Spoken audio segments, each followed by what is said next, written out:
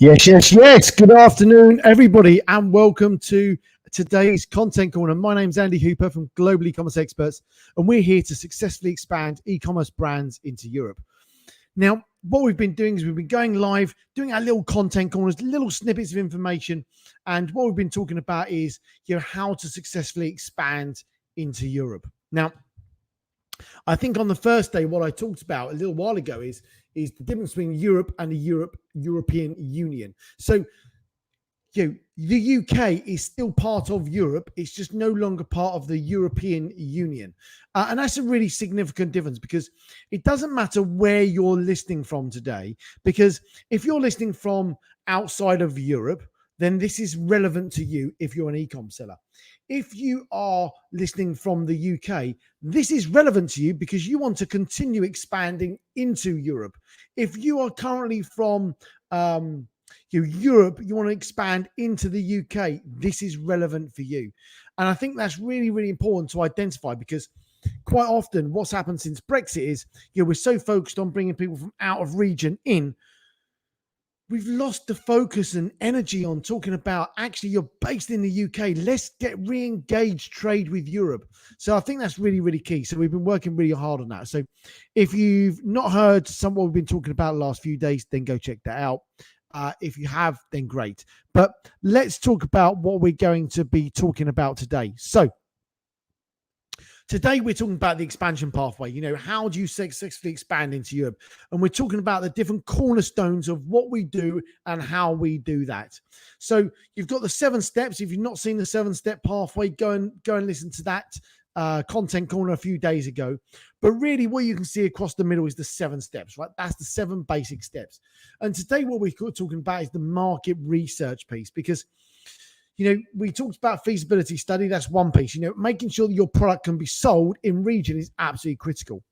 But the next piece is sourcing your products. Now, sourcing the products is absolutely critical. Now, if you're already an established e-com seller, then it's going to be no surprise to you that you source your products, you ship your products, and you get them in. Okay, that's fact. You already know how to do that. So what I'm going to talk about here is how you source those products in a slightly different way. So how else can you do that? Where else can you do that? How else do you do that?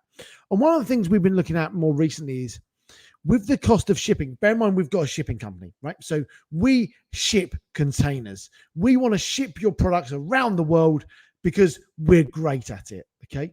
Now, let's bear that in mind. Now, what I'm about to tell you is you need to start sourcing your products more local to the market you're selling. And the reason I'm saying that is because the cost of shipping containers, for example, pallets from China, Asia, the States into Europe is astronomical.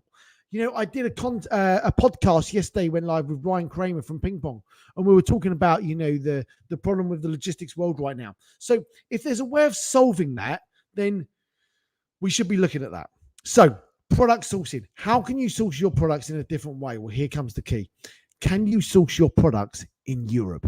Where in Europe can you source your products? Where else can they be made? Where else can they be, where can you get the materials from?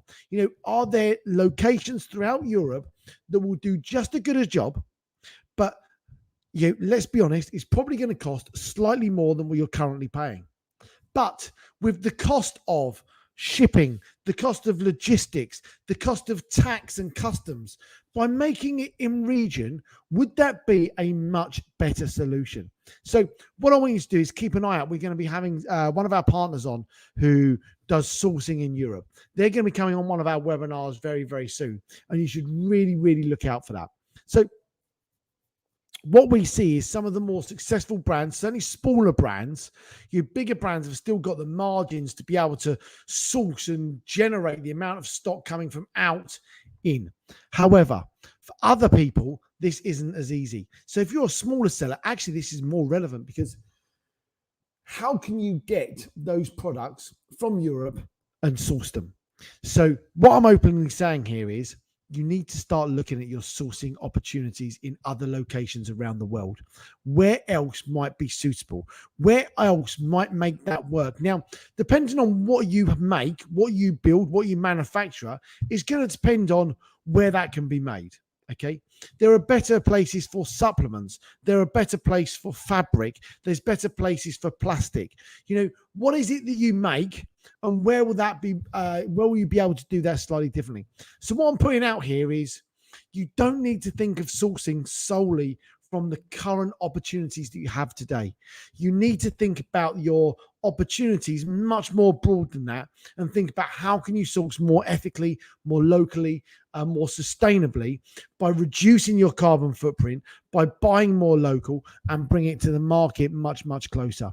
So there are options out there. There are opportunities for that. And what I'm saying is, when you're thinking about your sourcing, you need to start thinking slightly differently, because it's all very well sourcing from Asia or the US, but when you're bringing products in, it makes it very, very different to do that. So what I'm putting out here is sourcing can be done differently. The majority of sellers we talk to are established e-commerce brand owners. So I'm not going to tell you how to source. You know how to source.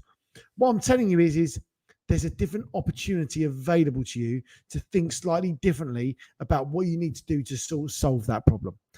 That's it for me.